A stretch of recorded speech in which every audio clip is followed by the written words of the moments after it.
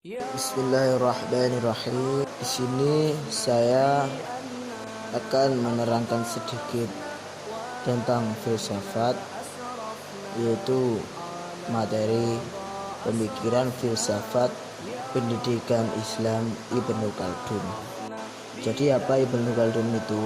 Yaitu merupakan ilmuwan muslim abad pertengahan tentang pemikiran pendidikan yang bersifat pragmatis dan lebih berorientasi. Jadi pada aplikasi-aplikasi pragmatis tersebut, hal ini tidak lepas dari latar belakang keahliannya, bahwa Ibnu Khaldun menggarisbawahi pendidikan tidak hanya pada pengetahuan kognitif dan efektif, tapi juga masalah keterampilan dan kurikulum pendidikan dengan keadaan sosial lingkungannya. Kajian filsafat pendidikan Islam berarti memasuki dengan pemikiran yang mendasar, sistematis, logis, dan menyeluruh tentang pendidikan yang tidak hanya dilatar belakangi oleh pengetahuan agama Islam semata, tetapi juga itu mempelajari ilmu-ilmu lain yang relevan. Akan tetapi para ahli pendidikan berpendapat bahwa pendidikan merupakan proses humanisasi atau kemanusiaan manusia melalui penanaman nilai-nilai kebijakan. Pengertian pendidikan tersebut menurut Ibnu Khaldun yaitu penerangan ilmu yang mengetahui dan keterampilan serta sebagai aspeknya pada karya nyata untuk memperoleh rezeki menuju kepada masyarakat lebih maju sesuai dengan kecenderungan individu. Dan menurut Ibnu Khaldun lagi, dalam awal pembahasan pada abad 4 dari mukadimahnya tersebut, ilmu pendidikan bukanlah suatu aktivitas yang semata-mata bersifat pemikiran dan perenungan. Di dalam perenungan tersebut yaitu seperti bertafakur. Jadi bersifat pemikiran dan perenungan yang jauh dari aspek-aspek pragmatis dalam kehidupan. Akan tetapi ilmu pendidikan merupakan gejala kognitif yang lahir dari terbentuknya masyarakat dan perkembangannya dalam tahapan kebudayaan. Di dalam kitab mukadimahnya Ibnu Khaldun tersebut akan tetapi tidak memberikan definisi pendidikan secara jelasnya, akan lebih memberikan gambaran-gambaran secara umum, seperti gambaran yang barang siapa yang tidak terdidik oleh orang tuanya maka akan terdidik oleh zaman. Itu bersifat yang gambar-gambaran secara umum. Jadi apabila orang atau anak yang tidak terdidik oleh orang tuanya maka akan terdidik oleh zaman. Maksudnya barang siapa atau anak tidak memperoleh tata karma yang dibutuhkan sehubungan pergaulan bersama melalui orang tua mereka yang mencangkup guru-guru dan para sesepuh dan tidak mempelajari dari mereka, maka ia akan mempelajarinya dengan bantuan alam dan peristiwa-peristiwa yang terjadi sepanjang zaman tersebut, dan zaman tersebut akan mengajarkannya. Dari pendapat di atas, seperti peristiwa tersebut tidak dapat diketahui bahwa Pendidikan menurut Ibnu Khaldun tersendiri mempunyai pengertian yang sangat luas. Jadi bukan itu saja, ya jadi luas. Pemikirannya luas. Menurut Ibnu Khaldun itu luas. Banyak pendapat.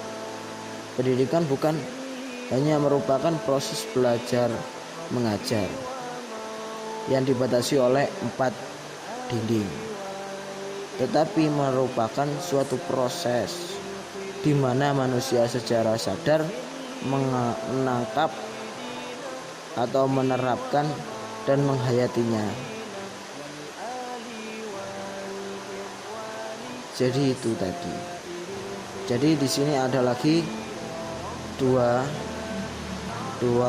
rangkuman, yaitu yang pertama filsafat sebagai sebuah ilmu. Jadi apa sih filsafat sebagai ilmu? Yaitu filsafat berbicara tentang ilmu sebagaimana sebuah ilmu tersebut akan dikemukakan dengan kesimpulan umumnya bahwa pada dasarnya filsafat adalah hasil pemikiran manusia, hasil spekulasi manusia, betapapun tidak sepenuhnya daya kemampuan pikir manusia. Antara filsafat dan ilmu itu memiliki persamaan dalam hal bahwa kehidupannya mereka hasil ciptaan pikiran manusia tersebut, yaitu berpikir filosofis, spekulatif, dan empiris ilmiah. Perbedaan antara keduanya, terutama untuk filsafat, menemukan tujuan hidup dan ilmu menentukan secara saran untuk hidup. Karena filsafat dikatakan sebagai ilmu pengetahuan karena filsafat merupakan induk dari semua ilmu pengetahuan dan mempunyai peranan yang mendasar dalam sebuah pendidikan. Keberadaan filsafat yang berasal dari pemikiran seorang yang dapat mempengaruhi aspek hidup manusia secara tidak perseorangan, diakui keberadaannya.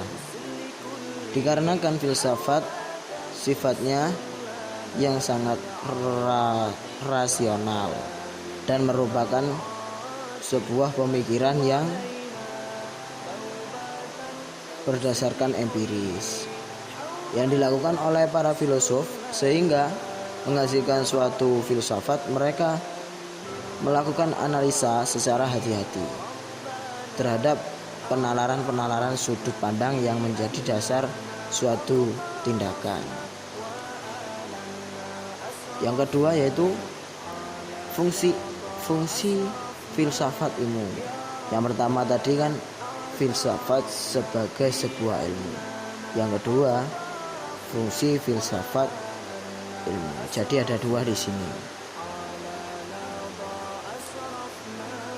Yang kedua yaitu filsafat fungsi ilmu atau fungsi filsafat ilmu.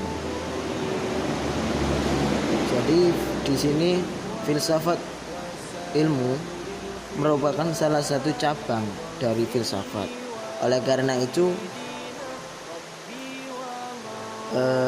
Agraha Suhandi 1989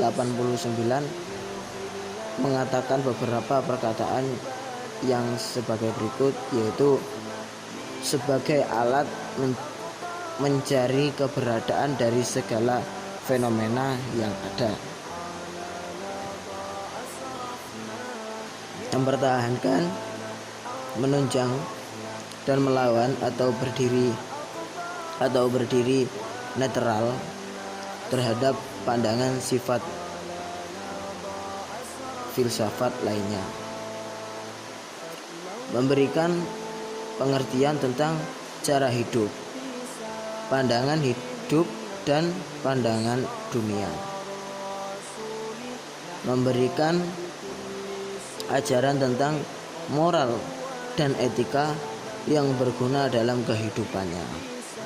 Yang terakhir, menjadi sumber inspirasi dan pedoman untuk kehidupan dalam berbagai aspek kehidupan itu sendiri, seperti ekonomi, berpolitik, hukum, dan sebagainya.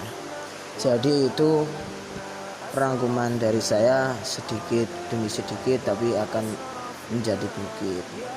Tapi sebelumnya minta maaf apabila ada kesalahan di dalam materi kami, tapi hanya itu saja yang bisa kami sampaikan. Kurang lebihnya kami mohon maaf.